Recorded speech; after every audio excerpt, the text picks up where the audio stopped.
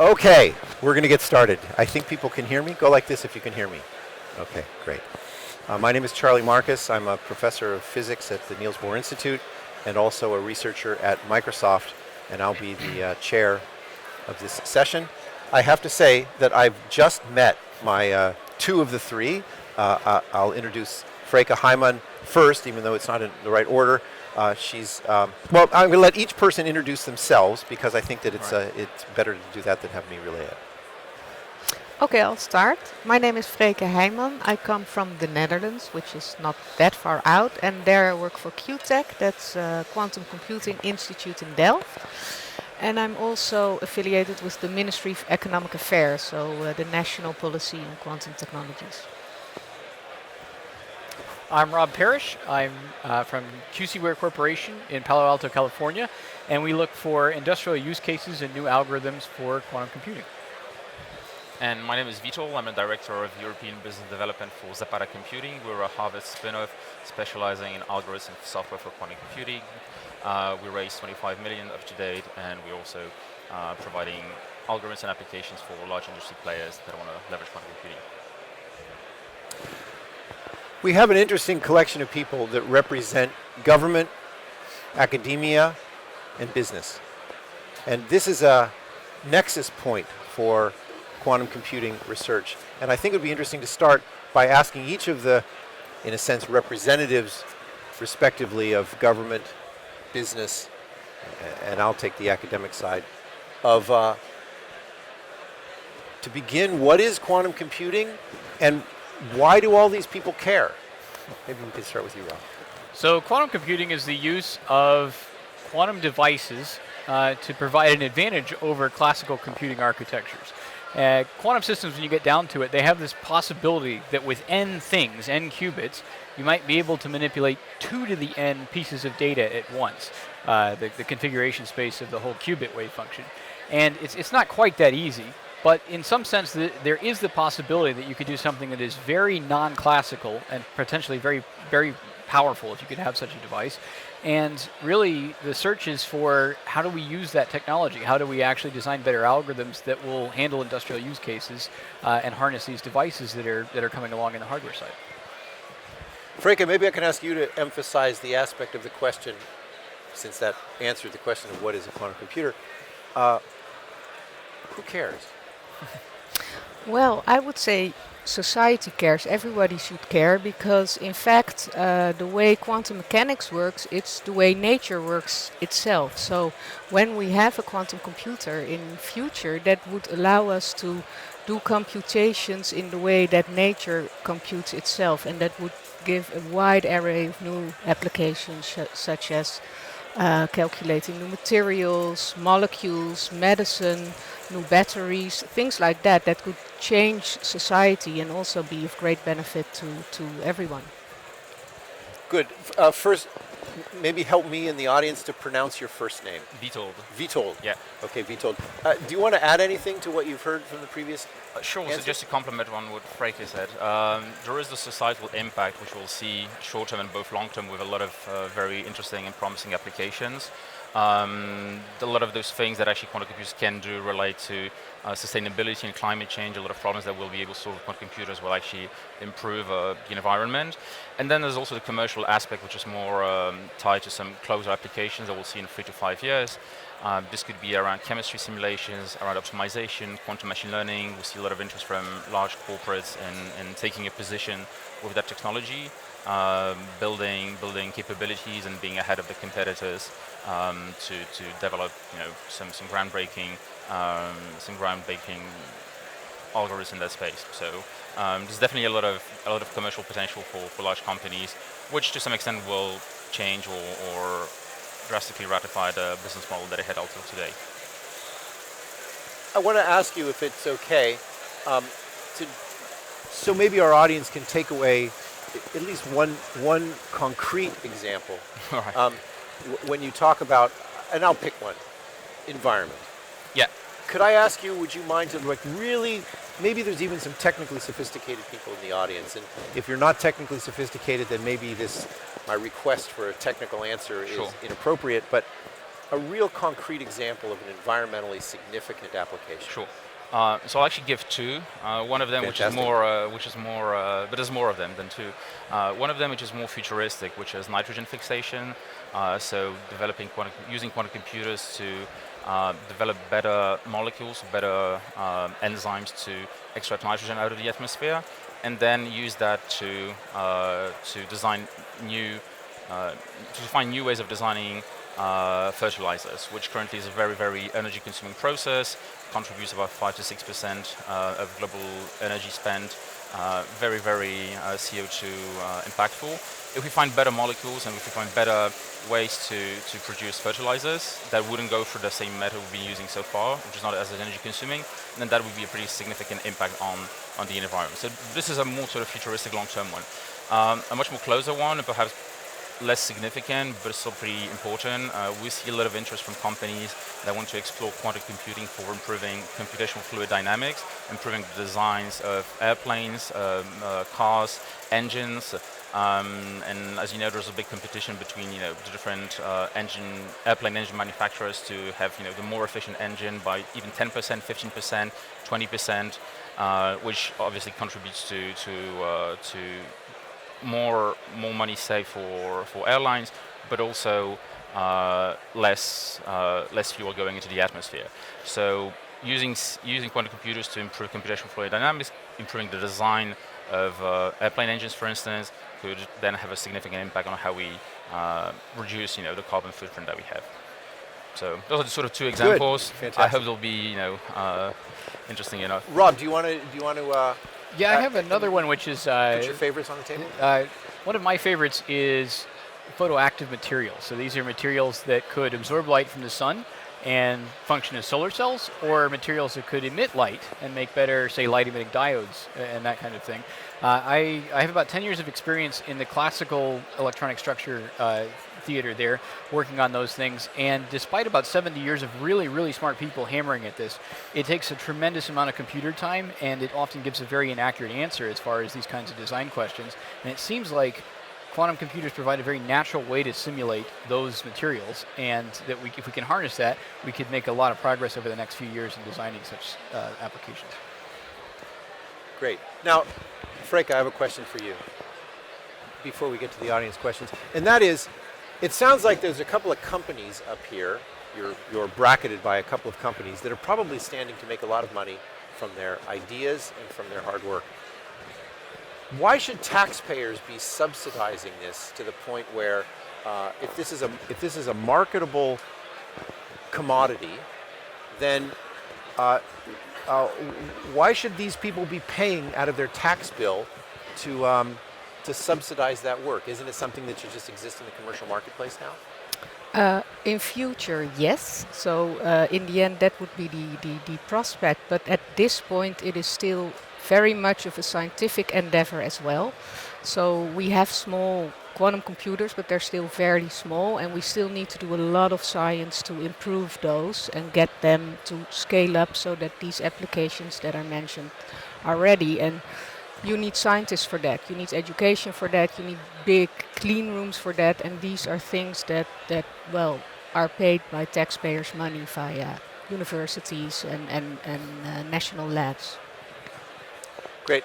And when you think about when, there's, first of all, will there be a crossover at which point government can kind of say, okay, great, we did our part, the fire is burning, and let's let business take over? Or is it a renewal process? How do you see the future, not just in terms of counting qubits, which is maybe a boring and overly speculative conversation, but really about the relationship between who pays, who benefits, starting now and maybe going, 50 years in the future or something like that? Well, if I may comment on that a bit, it's also about the strategic importance of this technology. So we've heard applications that are very interesting for society as a whole, commercial applications, but there are also applications in the field of security, for instance, like securing data, creating secure communication between end nodes, etc. And it depends on who gets access to this technology. So in that sense, there will always be, in my opinion, a public stake in this technology. So I don't think that in 50 years it will be completely to the free market. There will be a role for the government in legislation, in maybe even seeing this as some sort of critical infrastructure, so to say. Can I infer from what you're saying that maybe a slightly less nice formulation of that would be that we're in an arms race?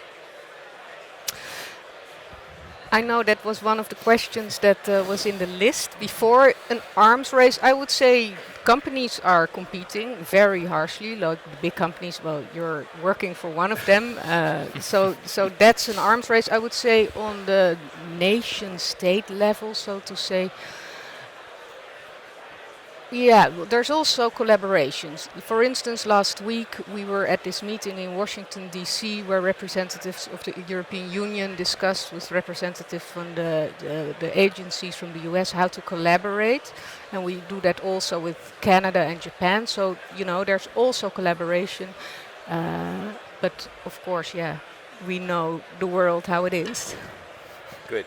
Hey, I think that I'm going to turn to some of the questions that are starting to appear up here, and to encourage people, if they're out there and they know how to do it, to also put questions up there. I have, of course, a head full to keep asking, but maybe we can ask what's up there. When you are advocating for quantum computing, how do you ensure to prevent the technology work in general without a bias of the technology that you use yourself?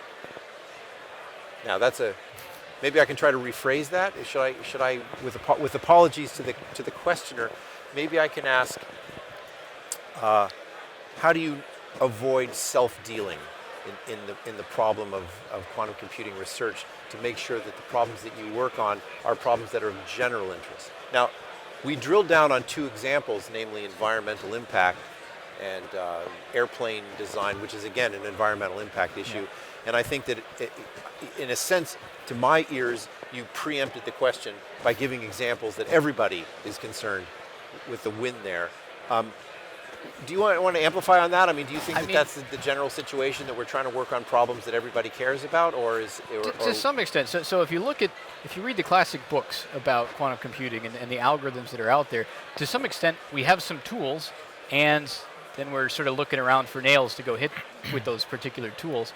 I think over the last few years, a lot of people have started looking at the problem the other way and started asking, what are the applications we want to solve? And are there quantum algorithms that are either existing and we could retrofit for this, or that we could go look for new areas for?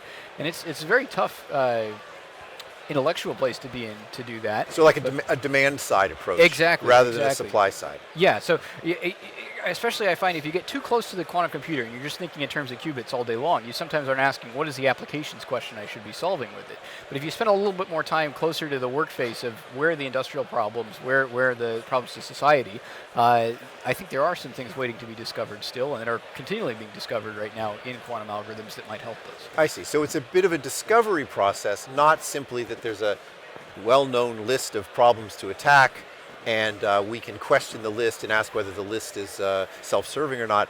You're saying that constructing that list is itself a forefront problem. Yes, especially because the quantum computer isn't a magic bullet that's going to handle every applications problem, I think. There are a lot of very key problems out there that is just not, there are no known algorithms that it can address. There are other areas where there might be one or two algorithms right now, or the edges of an algorithm that might not be provably giving a speed up, but we could do some more work and really get a lot more distance on it. Great. Let's take a crack at another question. It seems that quantum computing requires new computer paradigms. Will quantum computing replace classical computing, or is it possible for them to coexist? Do you want to take a crack at that? Sure. So there are sort of two questions in one. There is a new computing paradigm. That sort of goes back primarily, I think, to how we design software and algorithms. And a question we often get from clients, which is people is like, oh, well, do I need new software? Do I need new algorithms for a quantum computer? Is it just, I'm going to change the hardware I'm using? And the answer is not. You do need to design new algorithms just because the computer works in a completely new way. It's not deterministic, it's probabilistic. So the sort of, without going into too much technical details, the way we design algorithms today is not really usable for a quantum computer. So there's a lot of work, a lot of research, and this is what we do as a company to develop those new solutions that will work on those machines. In terms of the second question, which is... Before you get, if you can hold I want to drill down for 1 second, because there are probably a lot of people out here who either when they were in university or maybe they're doing it now, who studied computer science. And I wonder if they're asking themselves, well, is this whole revolution going to blow by me because I can't program a quantum computer? I know how to program a regular computer. Do I have anything to offer? And from your answer, I almost got the pessimistic answer that you're going to need a new way of programming computers and that the old way of programming computers won't be so useful in the future for this application. So I want to hear your So that sort of goes to the second question, I guess, about the replacing classical computing and the coexistence. I think right now the general consensus is that quantum computers will not be replacing classical computers. They will be used mostly as a co-processor in the sort of hybrid architectures where we'll have a CPU, a GPU, a QPU, and it will be used as an accelerator to a classical machine. So I think this is the direction where this is going. So classical computing skills and computer science will definitely stay useful. And then if you're in computer science and want to do some quantum programming, I think there's also a lot of opportunities. There's, I think aside of what we do and most companies in that space and people do, is there is a very sort of deep research aspect where you need a lot of quantum physics experience background to develop those new algorithms, but there is a whole sort of aspect of, developing software, scaling the architectures, and a lot of engineering problems that are there to be solved and that do not necessarily require, having a deep knowledge of physics. So I think everyone can be, calm about the future of their jobs. I interrupted you. You had a second point that you were going to make, and maybe you ended up making it.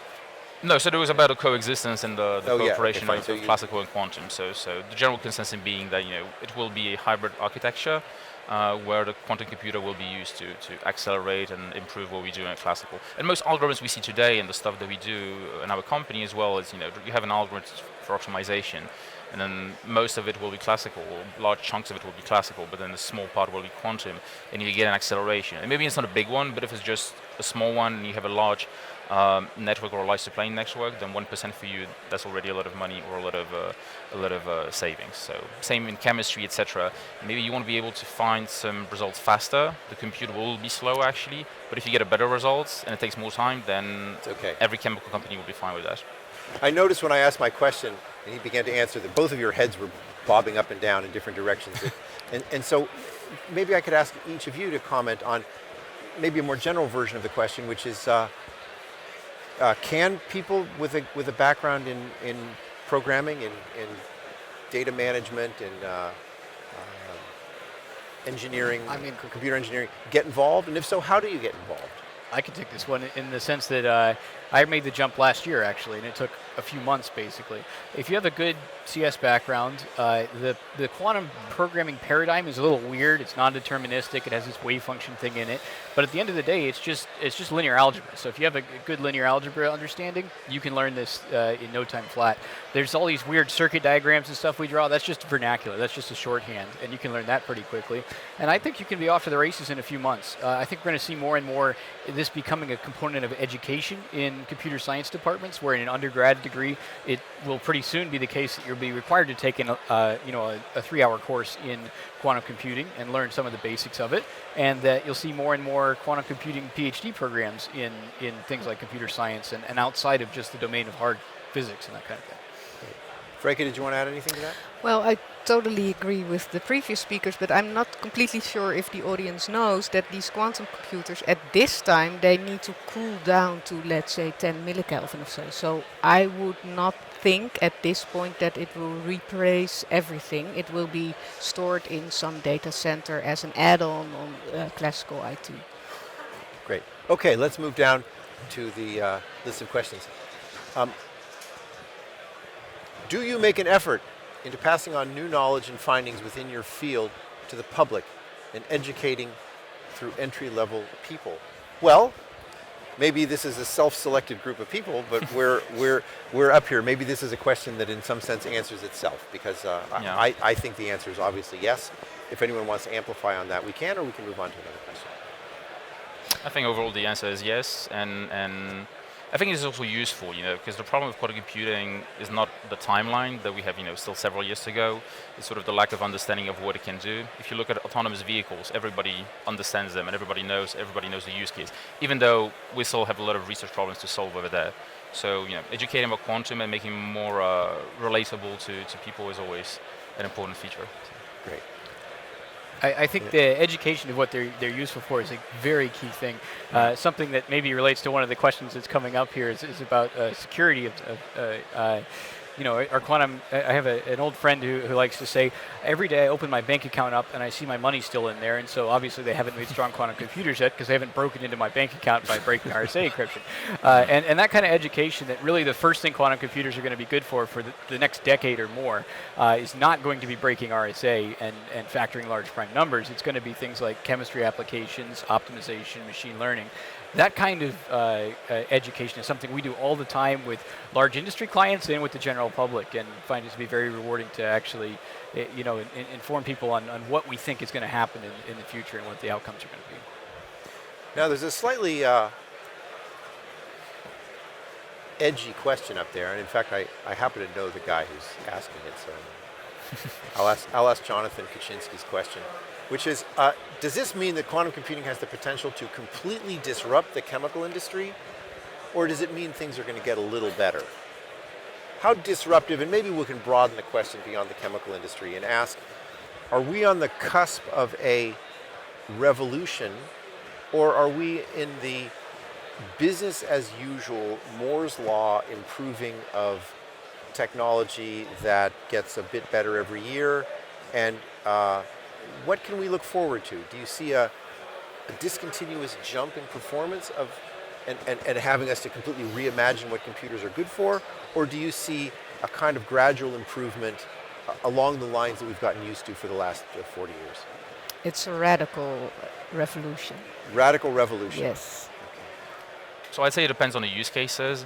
For chemical, actually, it's a pretty good example. And going back to my fertilizer point, and that's not the only thing we do at the company, but it's a good example.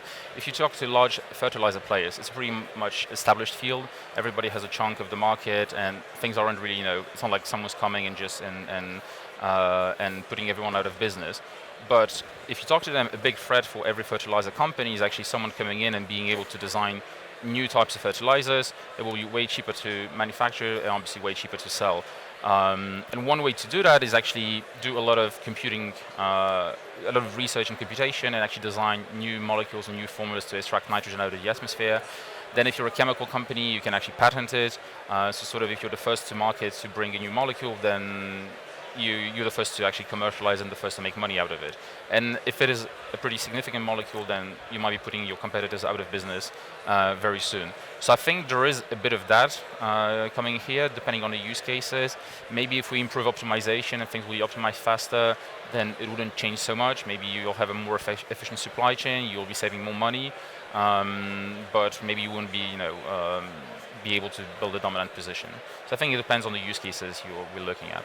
Good. I think we have time for one more question, and I'm going to take one of the ones that's up there, unless it was removed, by Michael, and I'm going to try to amplify it a little bit. And the question that Michael asks is, will quantum computing be a threat to digital security?